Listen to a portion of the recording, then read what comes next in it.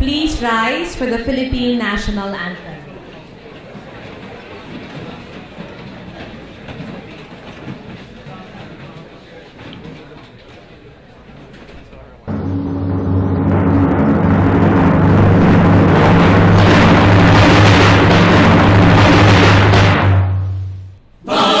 Magiliw, pero sa sinanganan, alam ng puso, sa dibdib mo'y buhay. Lupang hinirang, duyan ka ng magiting, sa manlulupit, di ka pasisiin. Sa dagat at bundok, sa simoy at sa langit mong bakaw, may nilagang tula at awit sa paglayang minamahal. Ang kislap ng watawat mo'y tagumpay na nandiningning. Ang bituin at araw niya kailan pa may magdidilim. Lupa ng araw ng walhating pagsinta, buhay langit sa piling mo. Ang ligaya na pag may mga api, ang mamatay ng dahil sa'yo.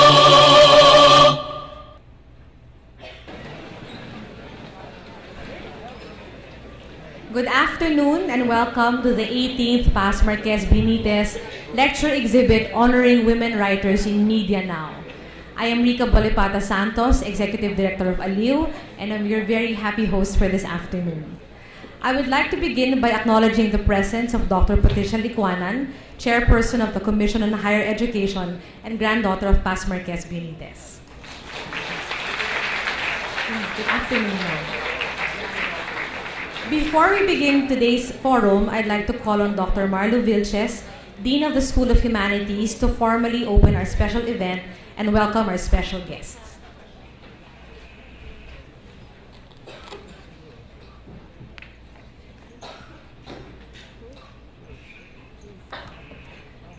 Dr. Patricia Licuanan, Chairwoman of the Commission on Higher Education and granddaughter of Paz Marquez Benitez. Dr. Edna Manlapas, I call her always the co-mother of ALiWW, co-founder of ALiWW. Ms. Rica Santos, can I say now, outgoing director of ALiWW. Ms. Banawe Miklat, the incoming director of ALiWW. Members of the ALiWW board, women and women supporters, guests, and the representatives, or those who are here from the group of 18 women. Students, eager students who are going to listen to the lectures this afternoon, faculty members, ladies and gentlemen, good afternoon and welcome to this 18th Paz Marquez Benitez Memorial Lecture. Every year when we hold this memorial lecture, I always go back to what Edna often reminds us of, that women hold up half the sky. We certainly see the exemplar of that gesture in the woman writer Paz Marquez Benitez, who, for her legacy of having written the first Philippine short story in English in 1925, has held up part of that sky for a lot of creative writers that have come after her. In her story Dead Stars, Benitez portrays the romantic Alfredo Salazar as seeing only one half of a star-studded sky. Benitez's Esperanza, however, is well endowed with the gift of steadfast spirit, feet firmly on the ground, and ready to face life's reality, vicissitudes and all. Esperanza is Alfredo's hope, even if he doesn't seem to realize it. On this 18th Paz Marquez Benitez Lecture Exhibit, we honor that same sterling character of steadfast spirit acutely demonstrated in women's lives. On this 18th Paz Marquez Benitez Lecture Exhibit, we honor especially 18 women writers who, I must say, have not just held up the sky, but also have blazed it.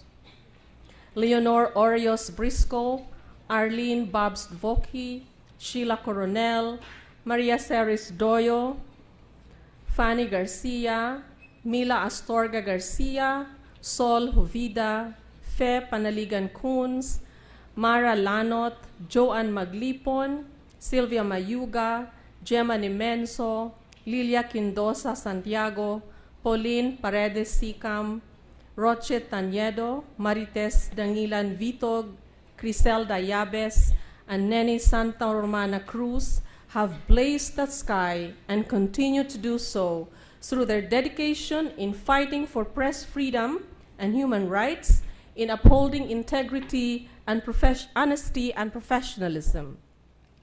They have been writing for the last 30 years. And most people, the young people in the audience, were not born at that time yet. They have sown hope, especially when it was difficult to feel it during the political turmoil of the 80s in Philippine society. What does it mean for a woman writer to write dangerously? How does a woman writer navigate lawsuits and online writing? What does it entail for a woman writer to raise the bar for entertainment writing? No less than Ceres Doyo, a columnist in The Inquirer, Marites Vitog, the editor-at-large at Rappler.com, and Joanne Maglipon, editor of Yes Magazine, no less than these celebrities in media will shed light on these questions this afternoon. Their narratives also pay tribute to women, to Filipino women's achievements in the media. So I'd like to thank Rika and thank the ALiWW members of the staff for the hard work, but I suppose enjoyable one in putting up this lecture exhibit. Our heartfelt thanks also go to the Benitez family, represented by Dr. Liquanan here, for their sustained support for this annual event. So once again, welcome. And as we enjoy the presentations, we also anticipate the opening of the exhibit on the 18 women in media, which will follow at the ALiWW reading room after this. So welcome and enjoy the presentations. Thank you so much, Marlene. And now a few words from the co-mother or co-founder of ALiWW, Dr. Edna Manlapas.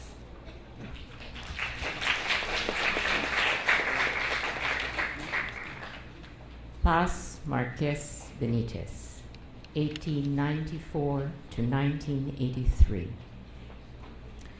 Born into the prominent Marquez family of Quezon Province, Paz belonged to the first generation of Filipinos educated in the American colonial system, taught using English as a medium of instruction. She was a member of the first freshman class of the University of the Philippines, graduating with a Bachelor of Science degree in 1912.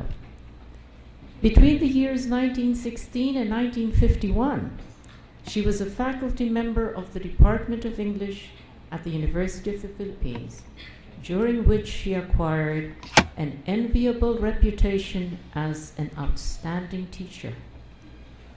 Among the students in her short story writing course were those who were later to become icons in the literary firmament of Philippine literature. People like Francisco Arceliana, Bienvenido Santos, Manuel Arguilla, Arturo Rotor, Loreto Parasulit, and Paz Latorena. Paz Marquez Benitez is credited, as you have already heard, with having published the first modern short story in English by a Filipino writer, male or female. It was entitled Dead Stars and published in the Philippine Herald magazine in 1925. Since then, it has been regularly anthologized. However, the story has merits beyond its being a first in Philippine literary history. It contains and invites a fresh rereading by each generation of Filipino students, most recently by feminist scholars. Beneath the story's conventional plot, a love found, a love lost, a love forever mourned, there is a subtext that raises questions regarding the gender stereotypes in Philippine patriarchal society. For Paz Marquez Benitez, writing was a lifelong occupation. In 1919, she founded Women's Home Journal, the first women's magazine in the Philippines. And when her husband, Dean Francisco Benitez, died in 1951, she took over as editor of the Philippine Journal of Education and stayed on as editor for over 2 decades.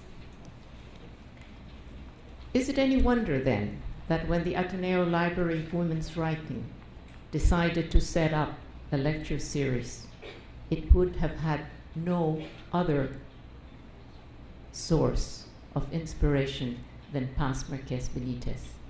And it is best perhaps to end this brief introduction to Paz Marquez Benitez by quoting what national artist Franz Ursiniana once said of her: Paz Marquez Benitez, she's the mother of us all.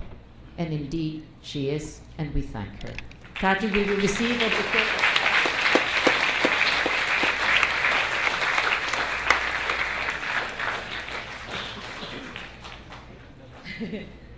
Thank you, Dr. Edna. Today, we are honoring the group called Women, an acronym for Women Writers in Media Now, a group of women who came together to write against the oppression of the Marcos dictatorship. Indeed, there were many other women's groups and individuals who fought for the same cause, notably Eugenia Egi Apostol, whom I would like to acknowledge, for the audience to acknowledge, publisher of The Inquirer. But this particular group managed to continue to write, to meet regularly, continue to publish, continue to fight, and I mean that in many levels, and continue to support each other in the true spirit of sisterhood. Today, we celebrate their collective achievements and also recognize their individual gifts. We are indeed very honored today not only to have an amazing new donation of materials to the ALiWW archive, a treasure trove for future researches, some of the materials which are on exhibit at the ALiWW Reading Room, chronicling the writing lives and times of these 18 women, but we also have an opportunity to hear from them today, in the flesh live, about their experience of writing and their experience of being women writers writing history.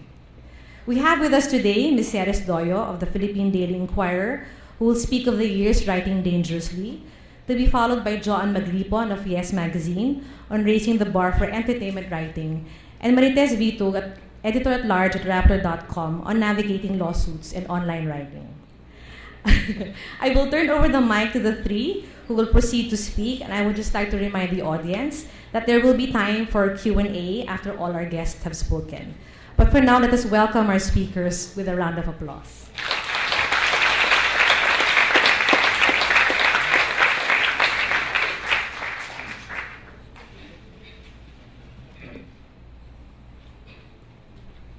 Good afternoon. I hope I can be briefer than brief. And I know I will be speaking about my experiences which happened before you were born.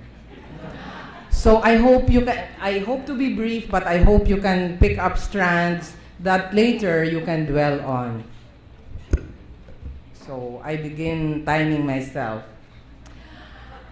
I dug up my files and clippings, and I realized that this assignment was somewhat discomfiting. My heart was skipping beats. A flood of memories surged, tsunami-like. I felt the warmth of triumph and the freedom long won, but I also felt sadness over the loss of those I had met and known and written about. Somewhere it all began. On July 10, 1980, my face was on the front page of the Bulletin Today, the biggest newspaper at that time. The photo caption read, "Hearing, a magazine writer, Maria Ceres Doyo, answers questions from Deputy Defense Minister Carmelo Barbero, Chairman of the Armed Forces Human Rights Committee, in connection with her article on the death of Bugnay chieftain, Makliing Dulag." The caption was misleading. It was not a hearing. It was a public interrogation. And it was not a human rights committee. Several other newspapers carried the story on my interrogation because of my Makliing Dulag story, which came out in the Panorama magazine, dated June 29, 1980. Birthday girl Imelda Marcos was on the cover. The story about MacLean's death and the investigations refused to die. It ran for days in the Marcos-controlled newspapers and in 2 foreign magazines. Letters to the editor and to me poured in. For the MacLean story, I received the summons dated July 5 through Panorama editor Letty Magsano, who is now the editor-in-chief of the Inquirer. She, without batting an eyelash, published my story about the killing of the chieftain, and she gave it a provocative title. Was MacLean killed because he dammed the Chico Dam? MacLean led his tribe in opposing the construction of the Chico Dam, and one night, military men barged into his mountain home and pumped bullets into him. With a group of human rights workers, I went to Kalinga on a fact-finding mission to get to Buknay village. We scaled hills and braved crossing the raging river with the help of Kalinga braves in G-strings. In the home of MacLean, I saw the blood on the wall and ran my fingers on it. I listened to people's stories and took photographs. After that, I don't know what possessed me, but I just sat down and wrote. I sent the story and trembled. A dam inside me had burst. That was my first feature article, and I got the editor and myself in trouble. Oh yes, before going to the interrogation, I went to Senator Salonga, a former martial law jailbird. His advice to me was, go. He said it like a blessing. A horde of nuns and a very concerned aunt of mine came with me to the interrogation. They took down notes, the questions, my answers. I still have those notes. A few months later, in 1981 January, Pope John Paul II came for a blockbuster visit. What do you know? He handed me the Catholic Mass Media Award trophy for that story. It was never the same after that. The writing continued. Magsanok would call it suicide journalism. The second interrogation was in 1983. There was the series of summons for and interrogations of women that went on for several days. This time, the individual interrogations were inside closed doors, and the interrogators were high-ranking military officials. There was food galore and wine too. But how could one eat while being cracked? I was the first to be summoned to Fort Bonifacio. Next were Dominito Revillas, Joanne Maglipon, who is here, Lorna Calao, Tirol, Nines Cacho Olivares, Eugenia Apostol, who is here, Doris Nuida. The Revillas, Coronel, and Tirol and I were writing for Panorama then. Olivares and Babst were bulletin columnists. And Apostol was publisher of Mr. and Miss.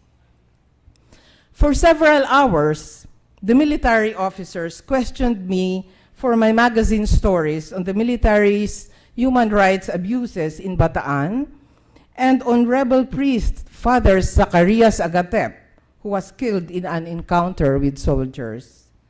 The MacLean story was also brought up. I was told, you are giving the government a bad image. Oh, but before the interrogation began, I, with pen and paper, and with an air of defiance, said loudly to them, please give me your names.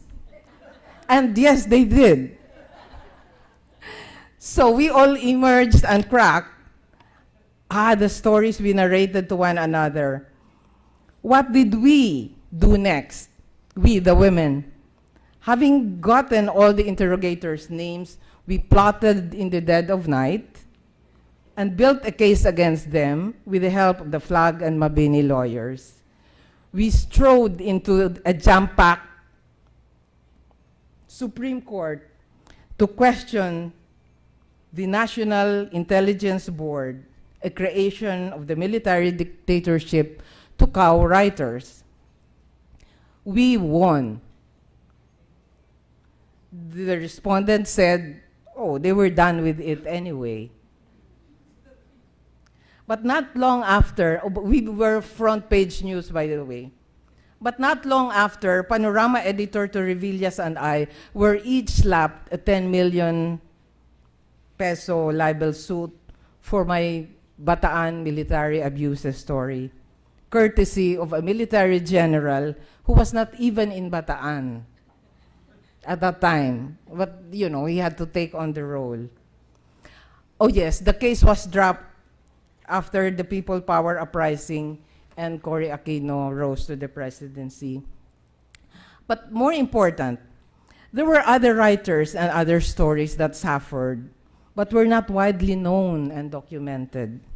So in 1984 and 85, we came up with 2 volumes, the Philippine Press Under Siege, Volumes 1 and 2, that contained, quote-unquote, dangerous writing, stories that provoked the dictatorship and their aftermath. It was published by the Committee to Protect Writers of the National Press Club that the women helped create. Here is what the editor wrote. Together, these stories show the kind of dangerous writing that has brought about the forced resignation, firing, blacklisting, arrest or detention of journalists, the padlocking or sequestering of a newspaper's printing plant and equipment, and the filing of multi-million peso libel suits or subversive charges against writers, editors, and publishers. What constitutes dangerous writing these days, those days? The editor said, perhaps this volume can shed light on this question. You can see that book on exhibit. 2 articles deal with the president, that was Marcos. 6 reports on the growing militarization on the countryside. 2 about election fraud, and 2 on the aftermath of the Aquino assassination. Of the second volume, Nieva wrote, Better Dead Than Read may well have been the title of this book for its graphic documentation of the blood and sand state of a profession under siege, underlying the personal struggles and heartbreaks of the men and women of the Philippine press who now work under the shadow of death itself. By the way, I'm trying to get a publisher for the second edition of these 2 books. Okay, I end by saying that I was one of the almost 10,000 individuals who filed a class suit against Ferdinand Marcos and his estate. In 2010, almost 25 years after the dictator's downfall, the victims and survivors of martial law excesses finally got a trickle in the amount of $1,000 each from a newly discovered, hidden, ill-gotten stash. We know there's more where this came from. $10,000, a measly sum for all the blood and ink, in our case, that was poured until and unless the other claimant, our democratic government, looks the other way. Footnote, they have looked the other way. A law has been passed, and the victims will, all victims, not just the ones who filed the class suit, will get. Okay, so I end by saying, still and all, a great and sobering adventure it has been. Undoing the stories gave me great times of terror and joy and sadness and fun. As I always say, nobody told me it would be like this. Okay. Miss Joanne.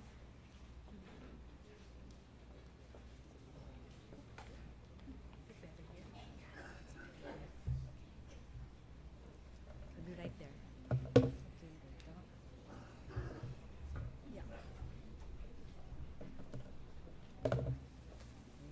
Okay, go. Pagpasensyahan lang muna. Ha. My life went haywire in the last 3 days. As you can see, I printed out the wrong speech, and then I had vertigo in the morning, which is a horrible fact of aging. So 1 minute, and then I know that, I think with this one, if you don't touch the pad, it will keep going to password, correct? So can I just, oh shucks. Wait a minute. I keep thinking if we survived martial law and all that, we will survive you. Okay. Okay, I just hope it doesn't go to password. So I keep touching this thing. Okay. Okay. 1 minute. Okay. Hello, everybody. Also, I cannot see you because I'm using my computer glasses. So sorry. So if I look like I'm not connecting, I really am not. Okay, the crazy business of showbiz reporting. When Claudine Barreto sued me back when, because by her reckoning, I had vexed her and ruined her good name, I felt really bad.